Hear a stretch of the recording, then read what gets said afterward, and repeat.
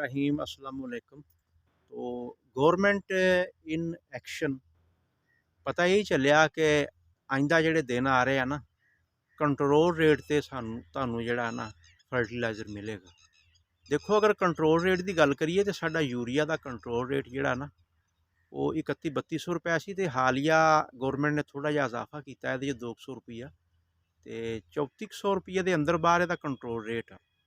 तो बड़ी खुश आयन गल आ अगर सानू कंट्रोल रेट ते ये यूरिया मिल जाए।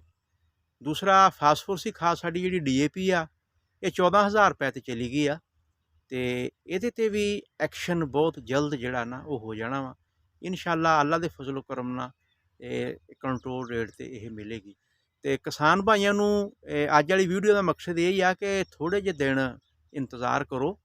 अगर बजाई वेले थल्ले नहीं ना पा सके तो पहला पानी अमूमन 15 नवंबर तो बाद ही लगना वा ते पहले पानी तक थोड़ा जिहा इंतज़ार करो। तो फसलां तो साडियां ਉਹੀ ਆ ਜਿਹੜੀਆਂ कोई पुछदा नहीं गा। ते मकई दी फसल साडी ਜਿਹੜੀ ਆ ਉਹ काफ़ी हारवेस्ट हो गई आ और हजे खड़ी भी है। ते साडी मकई दी फसल इस दा रेट भी ਤੁਹਾਡੇ ਸਾਹਮਣੇ ਆ ਤੇ ਕਿਸੇ ਕਿਸਮ ਦੀ ਇਸ ਮੁਲਕ ਦੇ ਵਿੱਚ ਕੋਈ ਪਲਾਨਿੰਗ ਨਹੀਂ ਹੈਗੀ।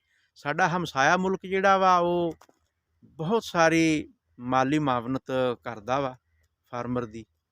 ਖਾਦਾਂ ਦੇ ਬਾਰੇ, ਬੀਜ ਦੇ ਬਾਰੇ, ਹਰ ਚੀਜ਼ ਦੇ ਬਾਰੇ ਵਕਤ ਤੋਂ ਪਹਿਲੇ ਪਲਾਨਿੰਗ ਹੋ ਜਾਂਦੀ ਹੈ। ਲੇਕਿਨ ਸਾਡੀ ਪਲਾਨਿੰਗ ਉਦੋਂ ਹੁੰਦੀ ਆ ਜਦੋਂ ਬਿਲਕੁਲ ਤੀਰ ਕਮਾਨ ਚੋਂ ਨਿਕਲ ਜਾਂਦਾ ਵਾ।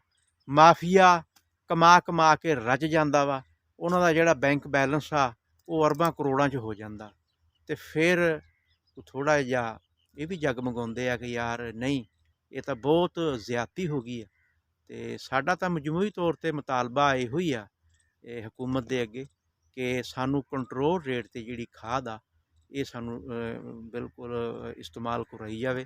ਇਹ ਸਾਨੂੰ ਬਾਜ਼ਾਰ ਦੇ ਵਿੱਚੋਂ ਸਾਨੂੰ ਕੰਟਰੋਲ ਰੇਟ 'ਤੇ ਸਾਨੂੰ ਮਿਲਣੀ ਚਾਹੀਦੀ ਹੈ। ਤੇ ਇਨਸ਼ਾਅੱਲਾ 15 ਨਵੰਬਰ ਤੋਂ ਕੰਟਰੋਲ ਰੇਟ ਦਾ ਅਮਲ ਇਹ ਜ਼ੋਰਾਂ ਸ਼ੋਰਾਂ ਨਾਲ ਜਾਰੀ ਹੈ। काफ़ी जगह ते पकड़ दकड़ भी हो गई है। तो थोड़ा जा सब्र करो, चंगे दिन आने वाले हैं। नैक्सट वीडियो तक इजाज़त चाहते। अल्लाह हाफिज़।